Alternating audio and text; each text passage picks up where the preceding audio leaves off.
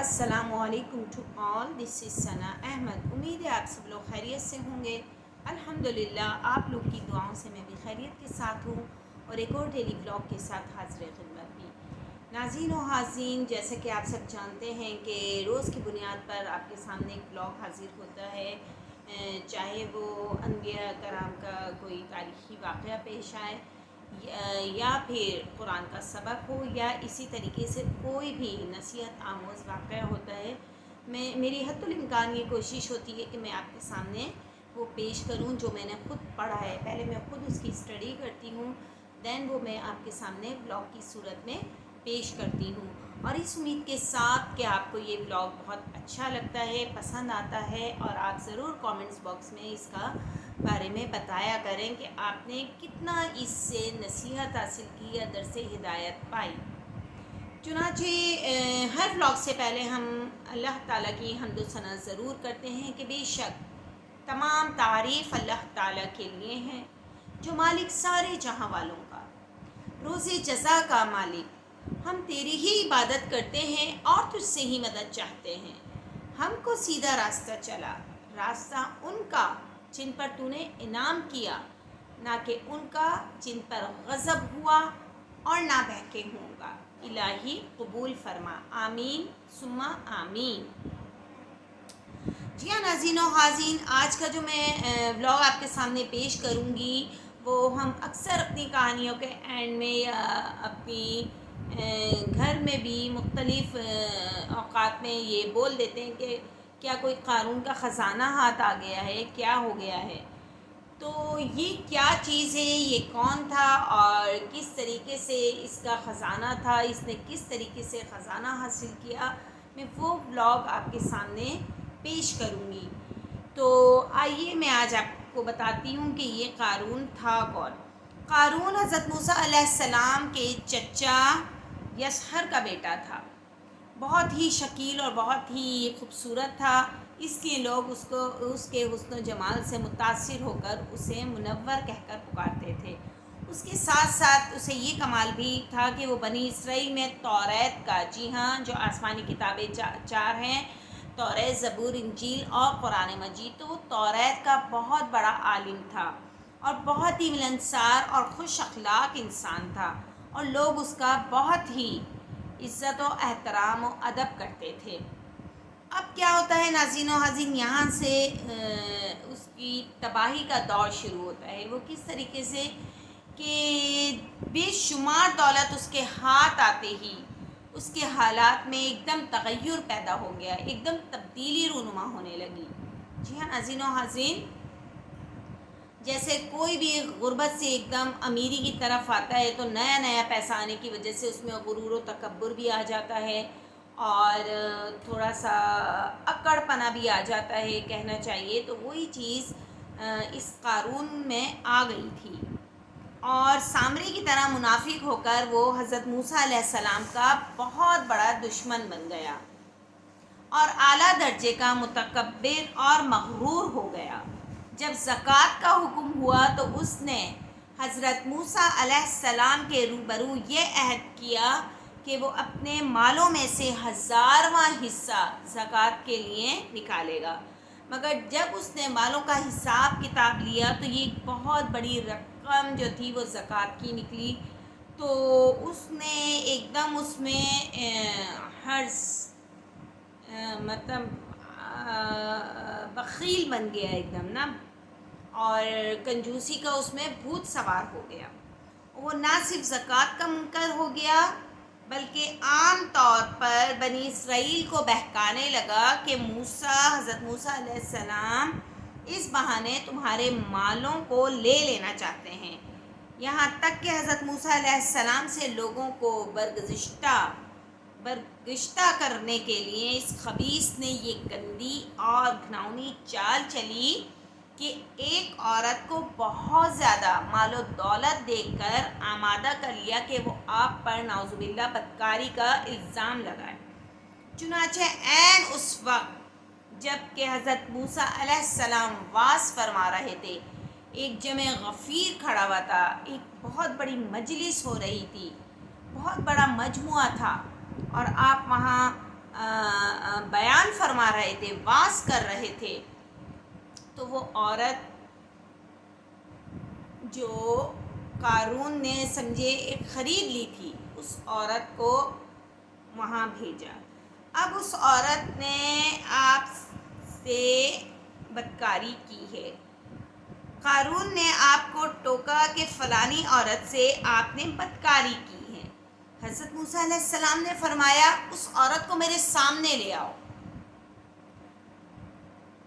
چنانچہ وہ عورت بلائی گئی تو حضرت موسیٰ علیہ السلام نے فرمایا کہ اے عورت، اس اللہ کی قسم جس نے بنی اسرائیل کے لیے دریا کو پھاڑ دیا اور عافیت و سلامتی کے ساتھ دریا کے پار کرا کر فرعون سے نجات دی، سچ سچ کہہ دے کہ واقعہ کیا ہے۔ حضرت موسیٰ علیہ السلام کے جلال سے حضرت موسیٰ علیہ السلام کو غصہ بہت مشہور تھا۔ جی ہاں، آپ ایک دم جلال میں آ جاتے تھے، غصے میں آ جاتے تھے، آپ کو کوئی غلط چیز، کوئی غلط بات برداشت ہی نہیں ہوتی تھی۔ تو وہ عورت سہم کر کانپنے لگی اور اس نے مجموعہ عام میں صاف صاف کہہ دیا کہ اے اللہ کے نبی، مجھے قارون نے بہت زیادہ مال و دولت دے کر آپ پر بہتان لگانے کے لیے آمادہ کرا ہے۔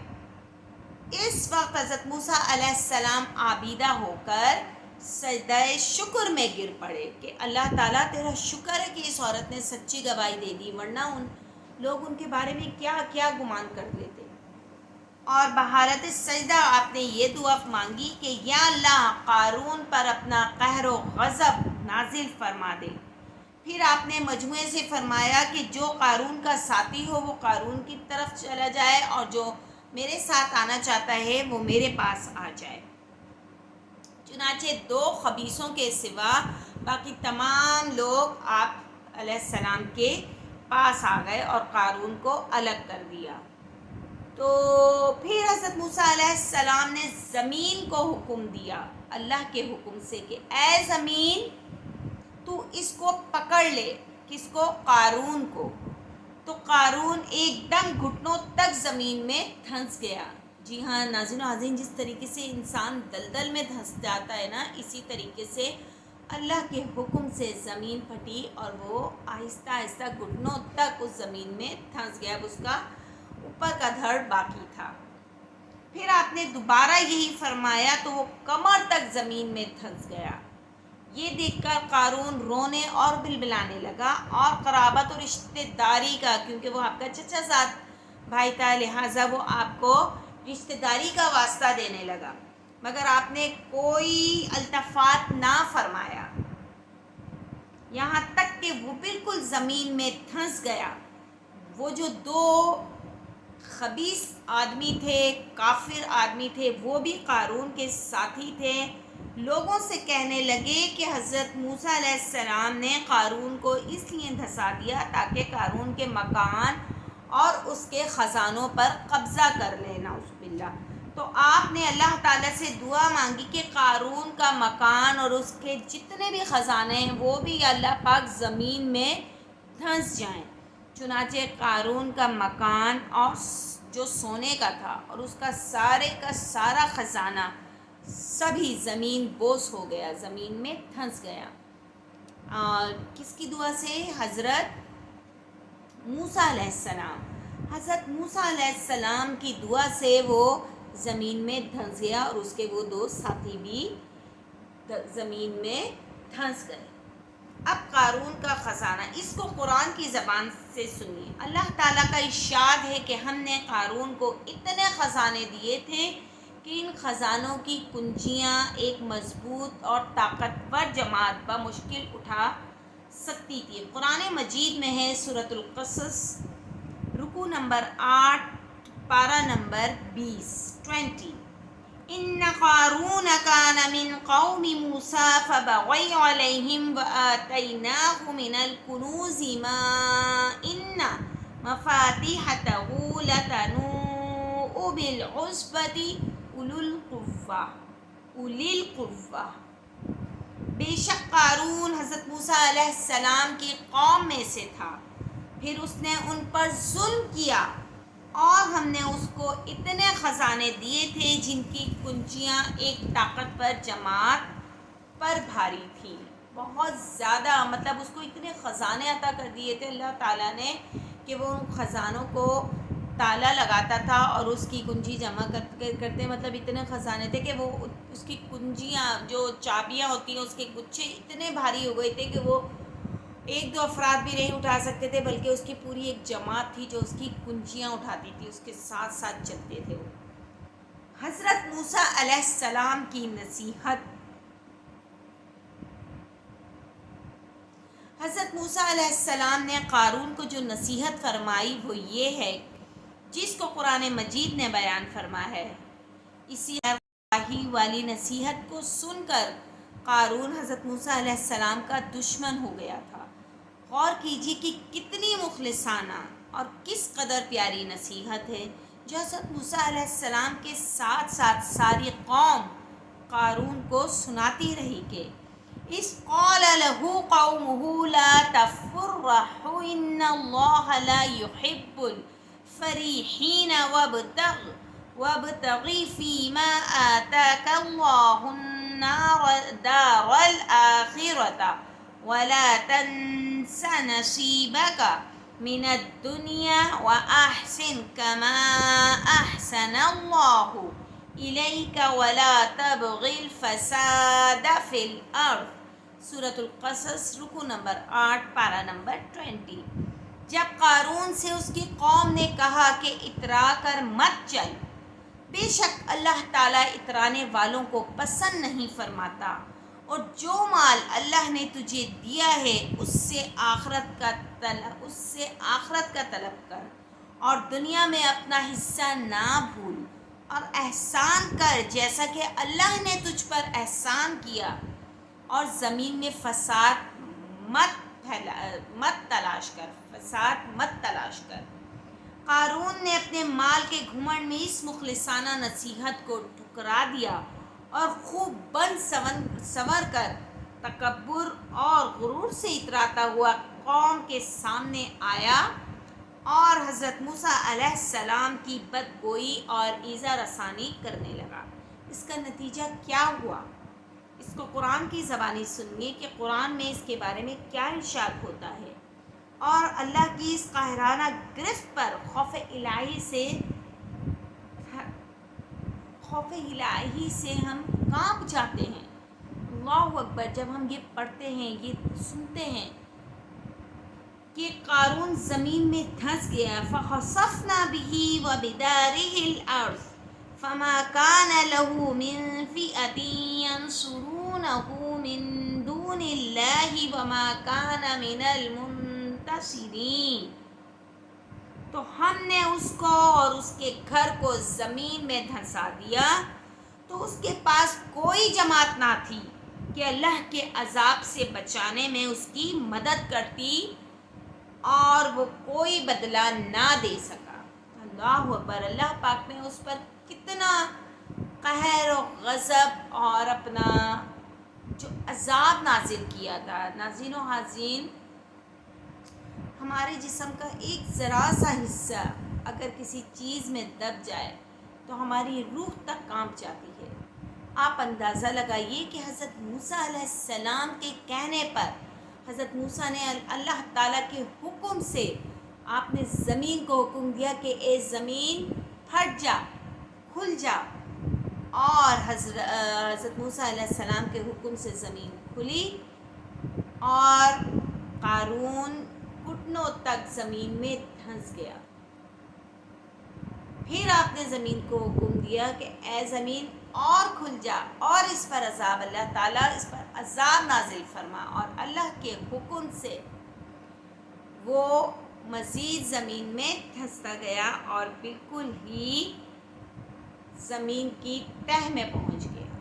اسی طریقے سے جو اس کے دو خبیث ساتھی تھے جو منافقت پھیلا رہے تھے بنی اسرائیل میں، انہیں بھی اللہ تعالیٰ نے یہی سزا ان کے لیے مختص کی، اور وہ بھی اسی طریقے سے زمین دوز ہو گئے.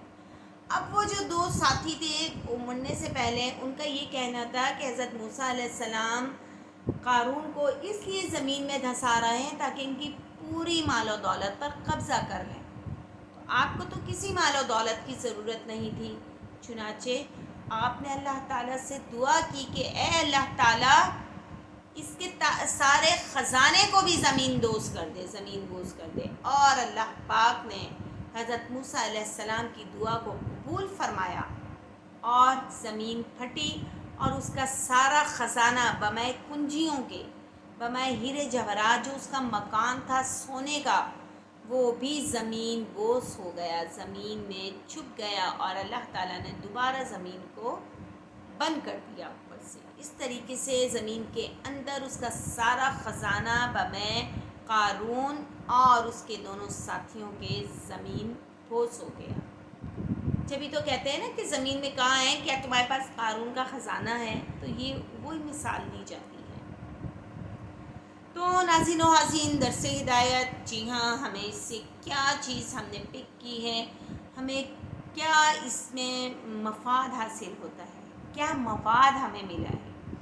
یہ عبرتناک واقعہ ہمیں یہ درس ہدایت دیتا ہے کہ اگر اللہ تعالیٰ مال و دولت عطا فرماتے ہیں تو اس فرض کو لازم جانے کہ اپنے اموال کی زکوٰۃ ادا کریں اور ہرگز اپنے مال و دولت پر غرور و گھمنڈ نہ کریں، کیونکہ اللہ تعالیٰ ہی دولت دیتا ہے اور اللہ تعالیٰ ہی دولت دوبارہ چھین سکتا ہے.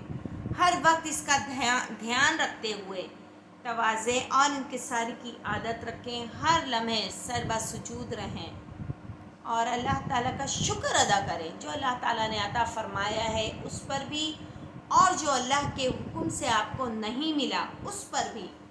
جی ہاں ناظرین و حاضرین، ہمارے بہت سے اطراف ایسے لوگ ہیں جن سے اللہ تعالیٰ کوئی چیز چھین لیتا ہے، دولت کی صورت میں یا مال کی صورت میں یا اولاد کی صورت میں یا کسی بھی نقصان کی صورت میں انہیں ہو جاتا ہے، تو وہ فوراً اللہ تعالیٰ کو مورد الزام ٹھہراتے ہیں کہ اللہ کی طرف سے ہوا ہے، یہ اللہ تعالیٰ نے کر دیا، اللہ تعالیٰ تو نے کیا کر دیا، تو نے ہمارے ساتھ ایسا کیوں کیا. تو ہمیں شکوہ نہیں کرنا چاہیے، کیونکہ اس میں بھی اللہ تعالیٰ کی کوئی نہ کوئی مصلحت ضرور ہوتی ہے. قرآن مجید میں وَلَنَبْلُوَنَّكُمْ بِشَيْءٍ مِّنَ الْخَوْفِ وَالْجُوعِ وَنَقْصٍ مِّنَ الْأَمْوَالِ وَالْأَنفُسِ وَالثَّمَرَاتِ وَبَشِّرِ الصَّابِرِينَ، کہ ہم ضرور بضرور تمہیں آزمائیں گے، تمہاری مال سے، تمہاری دولت سے، تمہارے پھلوں سے. پھل اولاد کو بولا گیا ہے، اولاد کے زمرے میں آتا ہے کہ ان تمام چیزوں سے، تمہارے نفس سے تمہیں آزمائیں گے. اور بے شک ایمان والوں کے لیے خوشخبری ہے، انہیں خوشخبری سنا دیجیے جو اس امتحان میں پورے اترتے ہیں، صبر میں پورے اترتے ہیں. دیکھیے نا، اللہ تعالیٰ کسی سے اولاد کا امتحان لیتا ہے، وہ کس صورت میں کہ کسی کی اولاد کو، ماں باپ ابھی حیات ہیں، ان کے سامنے ان کا چھوٹا بچہ یا جوان بچہ اللہ تعالیٰ اپنے پاس بلا لیتے ہیں، تو اللہ تعالیٰ نے ان کے صبر کا امتحان لیا ہے. اب یہاں ان کو کیا کرنا ہے؟ ان کو صابر و شاکر رہنا ہے کہ اِنَّا لِلَّهِ وَإِنَّا إِلَيْهِ رَاجِعُونَ پڑھنا ہے. بے شک اِنَّ اللَّهَ مَعَ الصَّابِرِينَ، کہ اللہ تعالیٰ صبر کرنے والوں کے ساتھ ہے.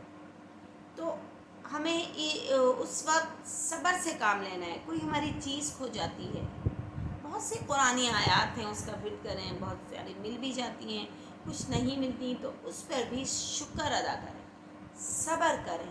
اللہ تعالیٰ کو وہ شکر بہت پسند ہے کہ اللہ تعالیٰ فرماتے ہیں مجھے وہ شکر بہت زیادہ پسند ہے جس میں میرا بندہ غم میں ڈوبا ہوا ہے لیکن پھر بھی میرا شکر ادا کر رہا ہے. بالفرض اگر میرا کوئی نقصان ہو جاتا ہے، میرا ایک گولڈ کا سیٹ چوری ہو جاتا ہے، کھو جاتا ہے کہیں بھی XYZ، یا میری بہت کثیر رقم کہیں کھو جاتی ہے، مس پلیس ہو جاتی ہے، تو میں دعائیں بھی پڑھوں. یہ بات نہیں ہے کہ میں اس کو چھوڑ دوں کہ کھو گیا تو کھو گیا.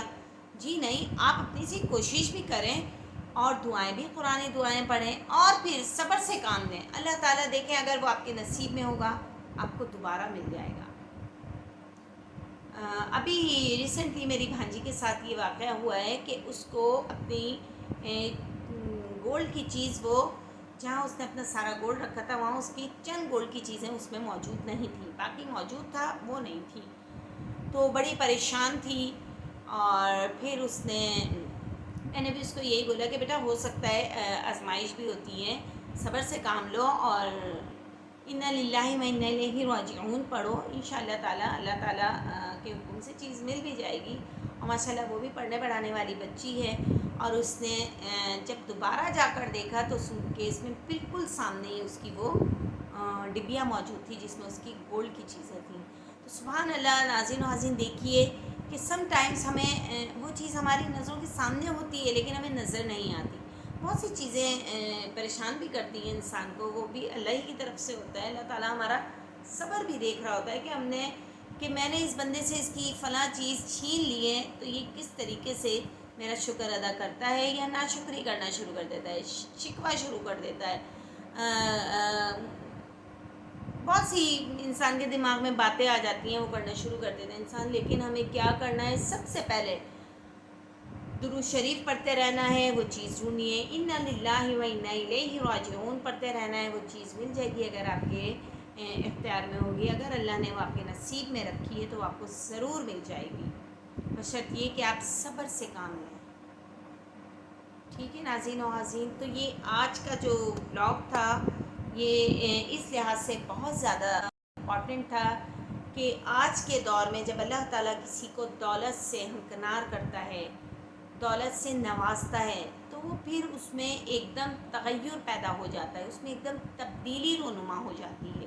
اور وہ تبدیلی تکبر کی صورت میں آتی ہے، مغروریت کی صورت میں، غرور کی صورت میں اس میں آ جاتی ہے.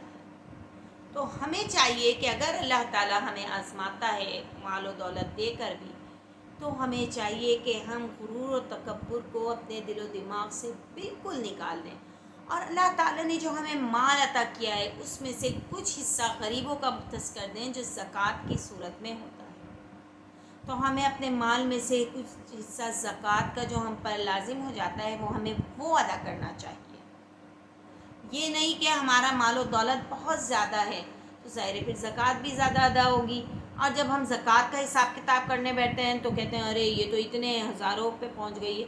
نہیں بھائی نہیں، ہم نہیں دے رہے زکوٰۃ. تو ایسا مت کریں. آپ کو اللہ تعالیٰ نے تھوڑا سا مال دیا ہے. دیکھیں حضور پاک صلی اللہ علیہ وسلم، حضرت فاطمہ الزہرا رضی اللہ تعالیٰ عنہ 3 دن روزے میں تھیں اور تینوں دن افطار کے ٹائم سائل کو اللہ تعالیٰ نے بھیجا اور آپ نے ایک روٹی بنا دی تھی اور آپ نے وہ روٹی اس کو دے دی، خود پانی اور کھجور سے روزہ کھولا. تو آپ نے اپنا مال کیا کیا؟ آپ کو جو اللہ تعالیٰ نے میسر کیا آپ نے وہ بھی غریب کے لیے مختص کر دیا، غریب کو دے دیا. آپ نے یہ نہیں اس کو کہا کہ جاؤ بابا معاف کرو، جیسے آج کل ہمارے دروازے پر لوگ فقیر آ جاتے ہیں مانگنے کے لیے. گداگر بہت زیادہ ہو گئے ہیں، تعداد آپ کو پتہ ہے کراچی میں بہت زیادہ ہو چکی ہے. تو یہ کیا کرتے ہیں؟ بالکل ہٹے کٹے ہوتے ہیں اور بھیک مانگتے ہیں. تو دیکھیے ہمارا فرض ہے کہ ہم اس کو 10 20 5 جو بھی ہماری اس وقت حیثیت ہو، پیسے نہیں ہیں تو ضروری نہیں ہے کہ آپ اس کو کچھ نہ دیں. آپ کے گھر میں کوئی فروٹ پڑا ہوا ہے، ایک سیب دے دیں، ایک کیلا ہے وہ عطا کر دیں، ایک آم ہے وہ دے دیں، آپ اس کو خالی ہاتھ نہ لوٹائیں. اسی طریقے سے روٹی ہے، یہ سالن ہے، آپ وہ دے دیں اس کو، خالی ہاتھ نہ لوٹائیں سائل کو. تو اسی طریقے سے اٹے کٹے بھی ہوتے ہیں تو وہ آتے ہیں. اکثر مجھے پرسنلی میں آپ کو بتاؤں مجھے بڑا غصہ بھی آتا ہے جب وہ لوگ آتے ہیں اس ٹائپ کے لوگ کہ انہوں نے نا یہ اپنا پیشہ بنا لیا ہے. ڈیلی کے ڈیلی آئیں گے، ایک ٹائم مختص کر دیا ہے انہوں نے، ایک ایریا کو ایک کرائٹیریا بنایا ہوا ہے کہ یہاں سے ہمیں روزانہ اتنا وصول کر کے جانا ہے اور وہ کرتے ہیں. جی ہاں ناظرین و حاضرین، آپ دیکھیں ان کی جو لائف اسٹائل ہے وہ ویسے تو کتنا اپنے آپ کو ڈریس اپ چینج کر آتے ہیں لیکن ان کا پیچھے کا لائف اسٹائل اگر آپ جا کر دیکھیں تو یہ کافی ریچ ہوتے ہیں. ان کے پاس گاڑیاں ہوتی ہیں، ان کے پاس ایک سے ایک مہنگے موبائل ہوتے ہیں. ہم پورے مہینے کی ہماری اتنی انکم نہیں ہوتی جتنی یہ لوگ کما رہے ہوتے ہیں ڈیلی کے ڈیلی. تو ہمیں تو احسان ان سے نہیں رکھنا نا. میں آپ کو بتا رہی ہوں کہ مجھے بھی سم ٹائمز غصہ آتا ہے، لیکن پھر میں لاہور پڑھتی ہوں. جو کچھ بھی اللہ کی طرف سے اس وقت عطا ہوتا ہے وہ دے دیتے ہیں، چاہے وہ پیسے ہوں، چاہے وہ کھانے پینے کی صورت میں ہو یا کپڑے کی صورت میں ہو. اگر آپ کے پاس پرانے کپڑے رکھے ہیں تو آپ وہ دے دیں، کیونکہ آج کل تو اتنی غربت ہو گئی ہے کہ لوگوں کے پاس تن پر پہننے کے لیے کپڑا تک موجود نہیں ہے. جی ہاں ناظرین و ناظرین، بہت سے میں فقیروں کو دیکھتی ہوں کہ ان کے پاؤں میں چپل نہیں ہوتی، ان کے بچوں کے جسموں پر کپڑے نہیں ہوتے، لیکن آپ ان کو جتنی آپ ان کی ہیلپ کر دینا، یہ ان کو رہنا وہی اسی لائف اسٹائل میں ہے، کیونکہ اسی طریقے سے ان کو بیک اپ ملتا ہے، ان کو پیسہ ملتا ہے. اگر وہ سوٹڈ بوٹڈ رہیں گے، چپلیں سینڈل شوز پہنے ہوئے ہوں گے تو پھر ان کو کون دے گا؟ تو ان کا حلیہ انہوں نے اپنا ایسا بنایا ہوا ہوتا ہے. الغرض خیر، وہ ان کا نصیب، وہ ان کی قسمت کہ اللہ تعالیٰ ان کو کس طریقے سے ان کی مدد کر رہا ہے. تو بہرحال دے دینا چاہیے اور اس کا احسان اللہ تعالیٰ سے رکھنا چاہیے. جی ہاں، اس کا جو بدلہ ہوگا وہ اللہ ہمیں دے گا. ہم سنا بھی دیتے ہیں کہ بھئی آپ ہٹے کٹے ہو، کہیں جا کر جاب کرو، بھیک کیوں مانگ رہے ہو، کہیں اسٹال میں کام کرو، کسی کا سامان اٹھا کر ان کے گھر تک پہنچا دو، وہ آپ کو 10-20 روپے ویسے دے دیں گے. حلال روزی کماؤ. میں تو اکثر فقیروں کو یہ تنبیہ کرتی ہوں کہ حلال روزی کماؤ. یا اگر ہم کسی کی پانی سے بھی ہیلپ کر رہے ہیں تو بولتے ہیں باجی کچھ پیسوں سے ہیلپ ہو سکتی ہے، تو پلیز ایسا مت کریں. جو اگر کوئی گداگر بھی یا کوئی فقیر بھی، ان کے پاس بھی بڑے مہنگے مہنگے موبائل ہوتے ہیں، ہو سکتا ہے وہ بھی بلاگ دیکھتے ہوں گے، سنتے ہوں گے، تو وہ اس طریقے سے نہ کیا کریں. ناظرین و حاضرین، آج کا بلاگ اسی پر مبنی تھا کہ غرور اور تکبر کو اپنی زندگی سے باہر نکال دیں، کیونکہ اللہ تعالیٰ دولت دے کر بھی آزماتا ہے، دولت لے کر بھی آزماتا ہے. وَتُعِزُّ مَن تَشَاءُ وَتُذِلُّ مَن تَشَاءُ بِيَدِكَ الْخَيْرُ إِنَّكَ عَلَىٰ كُلِّ شَيْءٍ قَدِيرٌ. جو میں اپنے بلاگ میں اکثر یہ آیات پڑھتی ہوں، جو بہت زیادہ مجھے پسند ہیں، اور الحمدللہ مجھے اس کا ترجمہ اور وہ حفظ بھی ہو گئی ہیں، تو میں ضرور اس کا حوالہ دیتی ہوں. اور بڑی بہترین سیٹ ہوتی ہے یہ اس بلاگ پر جو بھی میں بنا رہی ہوتی ہوں، یا جو بھی میسیج میں آپ کو کنوے کر رہی ہوتی ہوں. تو ناظرین حاضرین، اس امید کے ساتھ کہ آپ کو آج کا بلاگ بہت زیادہ پسند آئے گا، آپ ضرور سنیں، سبسکرائب کریں، لائک کریں، شیئر کریں، اور اس کا ذکر، ایسے واقعات کا ذکر ضرور 4 لوگوں میں کرا کریں. کسی بھی مجلس میں جائیں، کہیں بھی جائیں، کسی بھی گیدرنگ میں جائیں، اللہ اور اس کے رسول صلی اللہ علیہ وآلہ وسلم کا ذکر، ان کے انبیاء کرام کا ذکر ضرور کریں، کیونکہ اللہ تعالیٰ کہتا ہے کہ وہ محفل جو میرے اور میرے رسول کے ذکر کے بغیر ختم ہو گئی، اس محفل کے لوگ ایسے ہیں جیسے انہوں نے کسی مرے ہوئے گدھے کا گوشت کھایا ہو. اللہ اکبر، کتنی سخت وعید ہے. ناظرین و حاضرین، آج ہم کسی بھی کہیں بھی جاتے ہیں، گیدرنگ میں اپنے ریلیٹیوز میں جاتے ہیں، تو بس کھا پی کر اٹھ کر دنیا کی باتیں کر کر اٹھ کر آ جاتے ہیں. نہیں، ہمیں ضرور ایک چھوٹی سی صورت، ایک حدیث، ایک سنت بتا دینی چاہیے. اللہ اور اس کے رسول کا صلی اللہ علیہ وآلہ وسلم کا ذکر کر دینا چاہیے. تو وہ محفل میں ایک تو ہیں 4 لوگ، ہم اس میں پھر اللہ تعالیٰ کا جہاں ذکر ہوتا ہے وہاں فرشتوں کی ایک بہت بڑی تعداد جمع ہو جاتی ہے جو اللہ کا ذکر سن رہی ہوتی ہے.